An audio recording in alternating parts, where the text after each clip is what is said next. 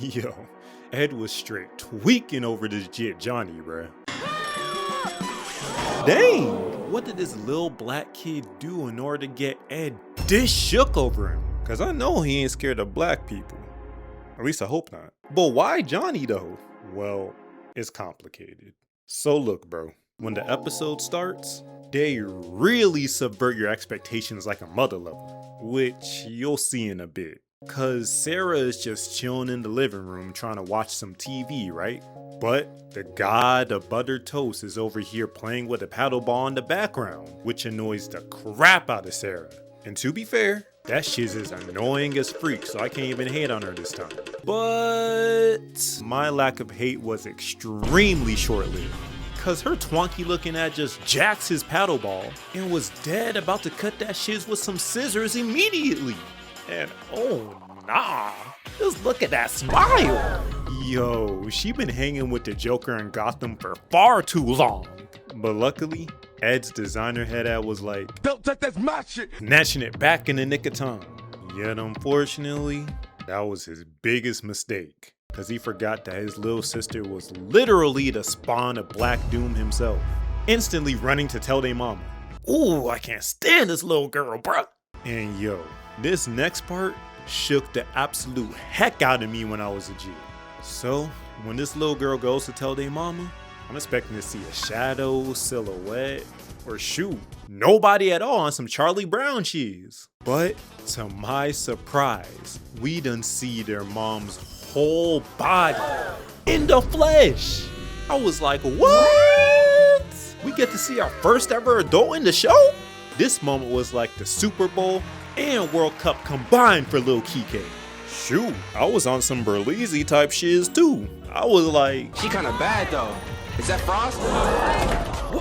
What the hell are we doing, bro? This was the biggest slap in the face that the creators could have ever done to me. Why the heck is Ed imagining Johnny's face on his mama's body?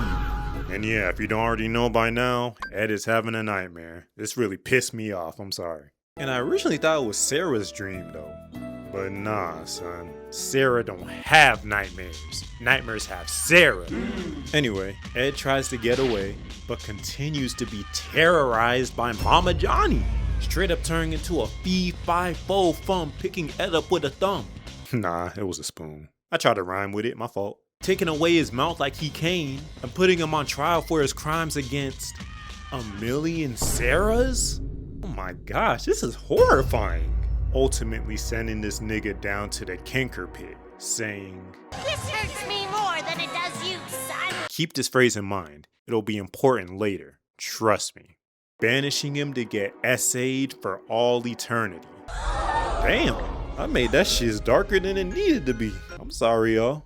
But thank heavens he wakes up out of that hellhole instantly, screaming like a freaking banshee. But not without getting a whole hydro pump to the face by Eddy.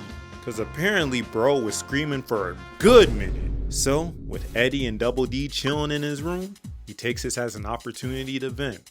But that's real wacky, Ed. But hey, here's an idea. We gotta go. Bro, this man do not care about his homie's trauma at all. And usually I'd be ragging on him for something like that. But there was actually a pretty valid excuse to bail this time. Cause all three of them actually got invited to a little event that Naz was hosting. And y'all already know that Eds don't get invited to nothing. For good reason, but still. Even Double D was surprised at the invite and straight up neglected to hear the rest of Ed's sob story. Dang. Well, we'll get back to Ed's trauma a little later then. For now, the kids are over at Naz's shindig, as Eddy called it, over at the playground. And we see this little jit Jimmy just prancing around like a little femboy. Where the Fruit Loops at when you need them? Alright, my fault. Let me chill. So yeah, it's pretty much a good old gymnastics event. Nothing crazy. Well, that is until the Eds finally arrive. And Ed's happy-go-lucky self tries to get his Simone Biles on. But as he's running past everyone, he eventually encounters... Hiya, Ed. Here's Johnny. Yup, the bane of his existence. And yo, just look at his face. Nigga was tweaking. And what the hell is Unibrow doing? Junk looked like a wavelength. Bro was complete and utterly mortified at just the sight of him. Straight up screaming his lungs out and running towards a nearby tree, opening that bit up like it's his front door, and freaking shimmying up the trunk and busting his head through it. Like, how did they come up with this stuff, bro? So, because of his nightmare, Ed tells his homies that he thinks Johnny's pissed at him. But the little nigga is just in his own little world. He happy as can be. Anyway, since Ed refuses to come down, Naz announces that they're finna do a balance beam contest. And man, this next sequence of events is just ridiculous. So, Jonny accidentally elbows Plank a little too hard, which pushes him in front of an already running Jimmy, who isn't looking where he's going, slips, then causes Plank to flip high up in the sky. And as Johnny's running trying to catch him like he's a Hail Mary, bro lands smack dab on Johnny's dome piece, poking a Yamcha-sized crater through his big ass melon head. I still can't believe they did this, by the way, oh my gosh. And making a smooth 10 out of 10 landing. So because of that, Naz gives Plank the first ribbon of the day. And now Eddy's narcissistic self is all like, Ed, get your ass down here and win me a ribbon. I love ribbons. man, shut your lame ass up before I swat you like a fly.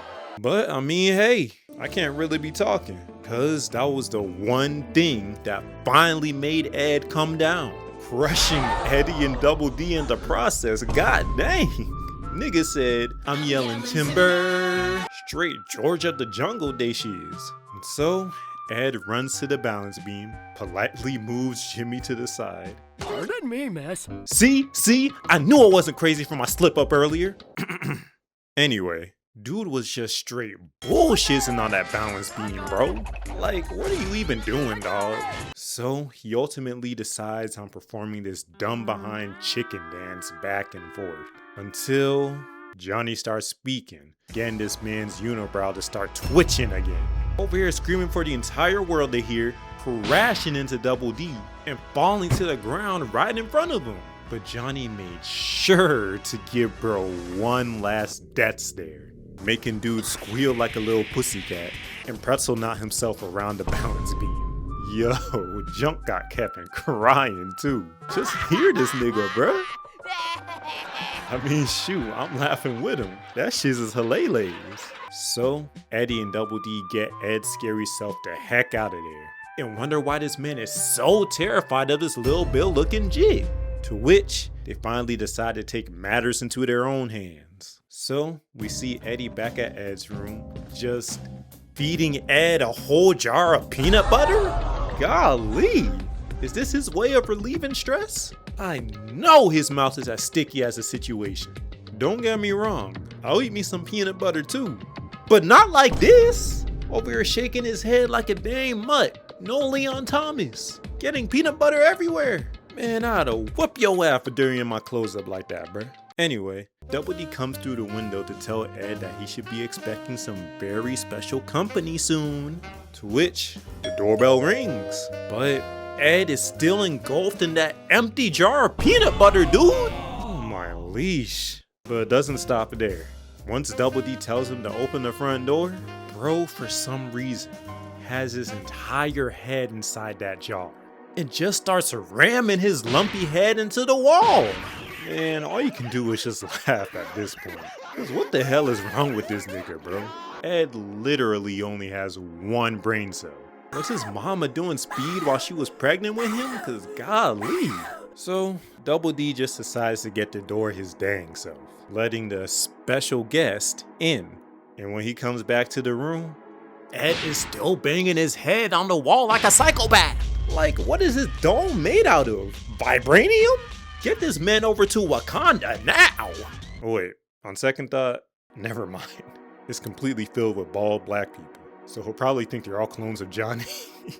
Anyway, the guest proceeds to sit on the stool in front of the couch, and understandably so, Double D finally has enough of Ed shenanigans and pushes him onto the couch to sit down. And once he takes the jar off of his head, the guest is officially revealed to be Jonny.